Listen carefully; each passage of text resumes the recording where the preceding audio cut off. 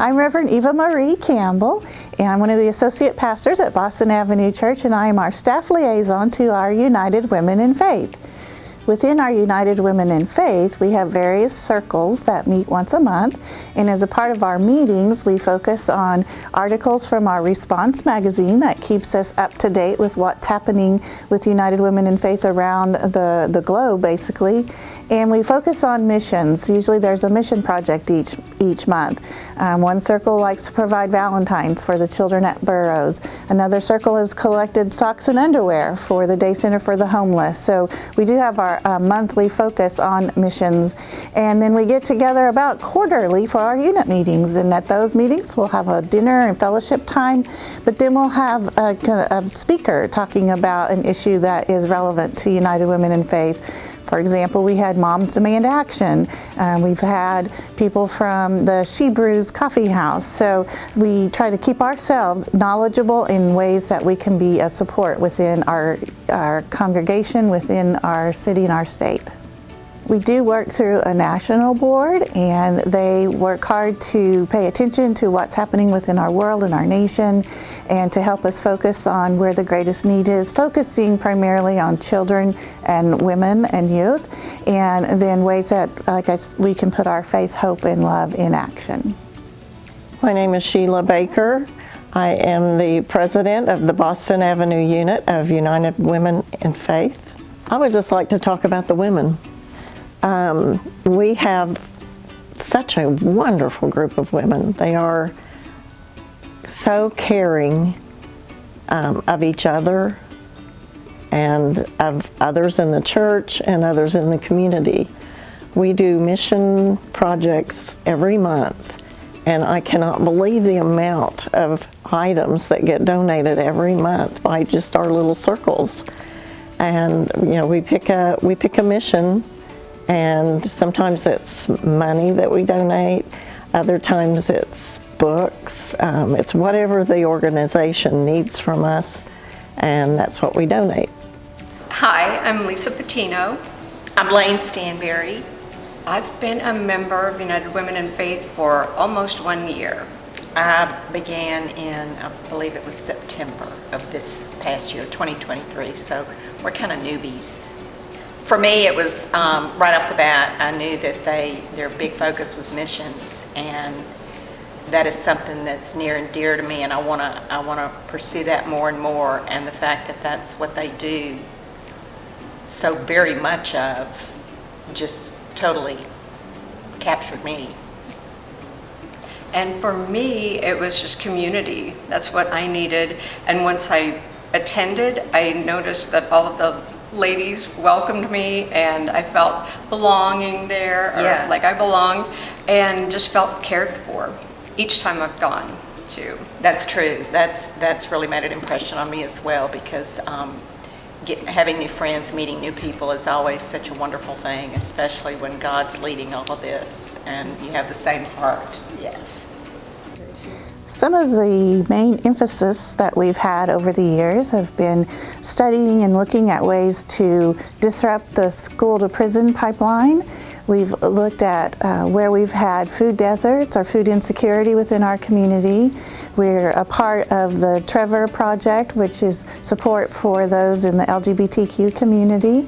And we have also been looking at gun violence, ways that we can be active in the prevention of gun violence. When the incident happened in Uvalde, Texas, several of us were we were fed up. It was like, one more, and that was all we could stand, and we wanted to do something. It just seemed like, more and more we were hearing about these school shootings or mass shootings. So we several of us organized a mission trip. We contacted a United Methodist church in Uvalde, and we worked with the youth director and found a way to do something to help.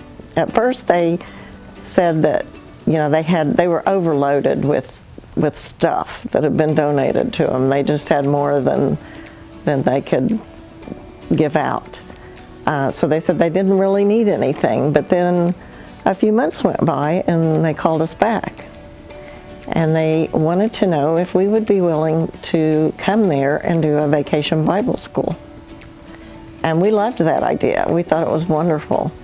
And we got a group and went down there, but it wasn't just United Methodist Women, even though it was kind of our trip that we organized. We needed some men to help too, and some of them were United Methodist men. But we had a group of about 15, and we went there, and those kids were lovely. I mean, we got so attached to them. They were just wonderful kids. And some of them had been affected by the school shooting, some hadn't. But I think everyone in some way was touched by it just because they lived there. Even if they didn't have a direct contact with anyone at that school. So they needed something. They needed some fun. They were still talking about it weeks after we left. They were still coming to church, excited, and it just really kind of brought joy to their lives. And it brought joy to our lives. I think it brought us as much joy as it did them. In some ways it was a very sad trip. But in other ways, we were so glad to be able to help, to do something.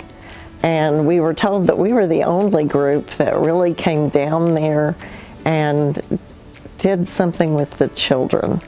There had been other groups that came and they did a concert that everyone could attend or something like that, but nothing just directly for the children.